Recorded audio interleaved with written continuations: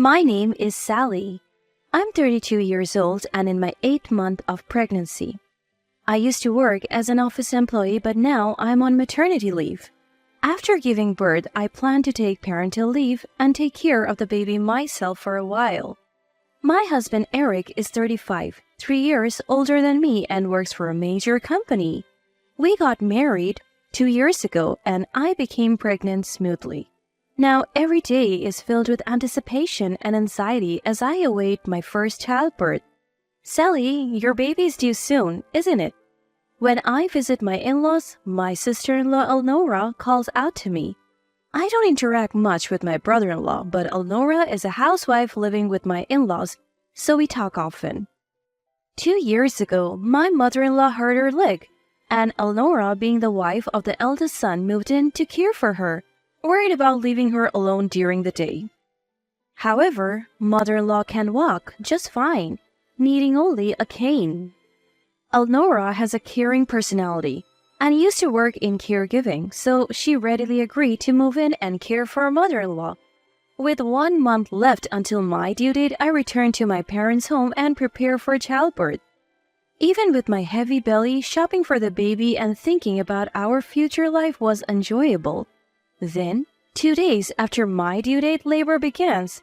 I contact my husband, but for some reason, he doesn't answer or reply. At first, I was worried, but as the contractions got stronger, I had no time to think about him. My husband was supposed to be there for the birth, but in the end, he never came and my daughter was born. After safely giving birth, I called my husband to inform him and then fall asleep from relief and exhaustion. I wake up to someone calling my name. Sally, how long are you going to sleep?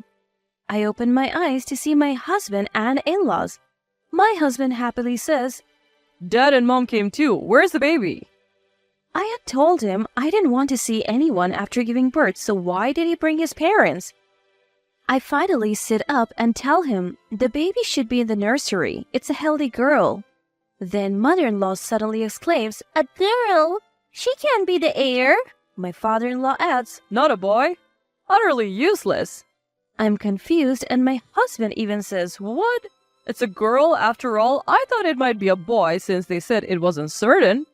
My husband is a second son, so I thought being an heir didn't matter, but the eldest son and his wife are undergoing fertility treatment, so they were expecting a boy from me.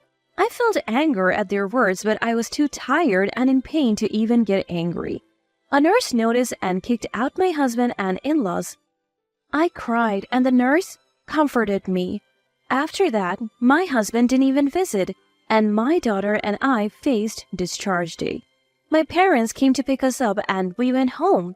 My husband was kind when we got married, but he changed one day, and as the baby grew, I felt his feelings drifting further away. Just when I found out I was pregnant, my husband made a mistake at work and was demoted, resulting in a pay cut. It didn't seem like a big mistake, so I thought he could recover quickly.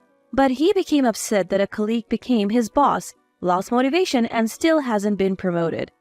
I hoped that having the baby might change him, but now I wonder what will happen. As I'm grappling with these feelings, my husband calls. I answer, hope in my heart. Sally, when are you coming back? I'm planning to come back in about a month, but I have luggage, so I want you to pick me up on a day that's convenient for you, Eric. Then my husband snorts and says something unbelievable. You know, I bought a condominium near the station. What? The high-rise condominium near the station? Yeah. Wait, the high-rise condominium is really expensive, isn't it? Yeah, and the view is amazing. Unbelievably, my husband tells me that while I was at my parents' house, he bought a luxury high-rise condominium, moved out of our old one, and has already moved in. What do you mean? We don't have that kind of money, do we? Unfazed by my panic, my husband says, I used the money from selling the family home as a down payment. What? He sold a family home? Well, what about his parents, his brother, and his wife? Ignoring my confusion, my husband laughed and said, From now on, we'll live with Mom and Dad. What? Dad? Mom? I can't keep up with his sudden words. Who are Mom and Dad? His parents? They're already grandparents and he's calling them Mom and Dad? As I'm speechless, my husband continues. After all, you're not working. You were just lying around at home, so I don't need you. That was only when I was bedridden with severe morning sickness or abdominal pain, not always. Rather, since I went on maternity leave, I've been doing all the housework we used to share. He didn't have to say it like that. As I'm thinking this, my husband says something even worse. Get out, you housewife parasite. The child wasn't a boy, and my brother's undergoing fertility treatment, so I'm being counted on. So I'll remarry a woman who can bear an heir. Mom and Dad said they don't need a childless couple, and my sisters wanted to live separately. That's when this high-rise condominium was on sale. Your stuff is in a rental storage, so go get it sometime. Well, anyway, we're getting a divorce. With that, he hung up unilaterally. I'm stunned. I have lost my place to go home?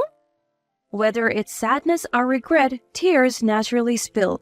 I try to think about what to do next, but I can't find an answer. At that moment, my daughter wakes up crying.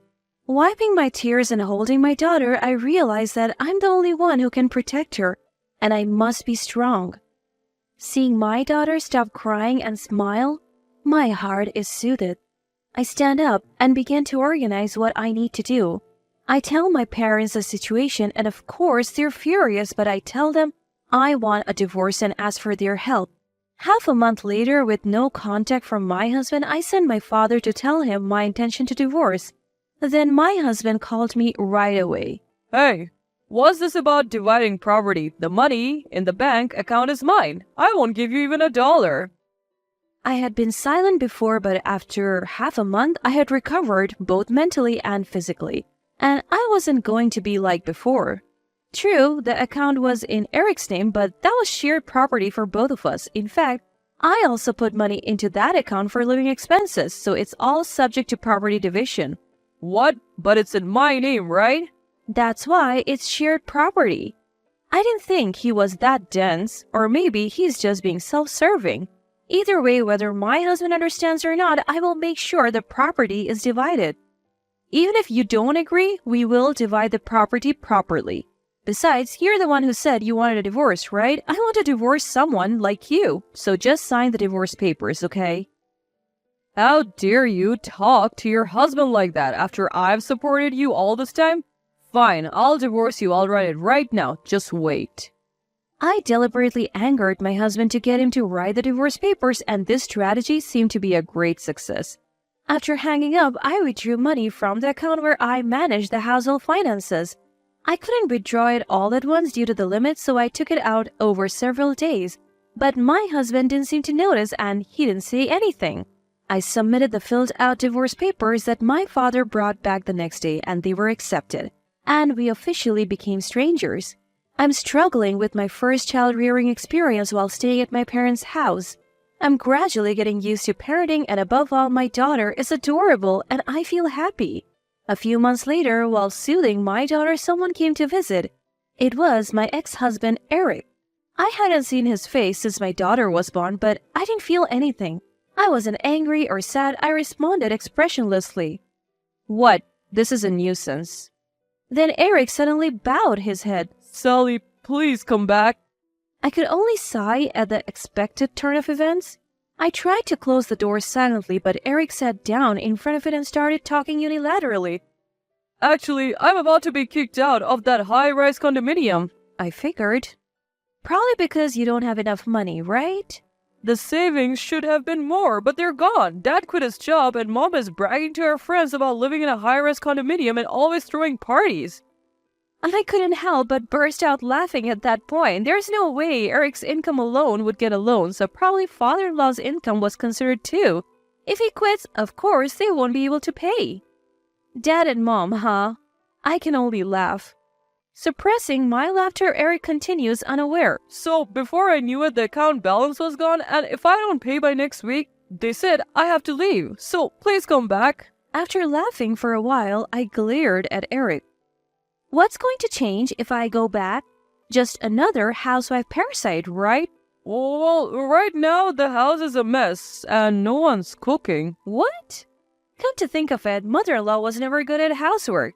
Since my brother-in-law got married, Elnora had been taking care of a lot of things, and it seemed like She had been doing everything since they moved in together.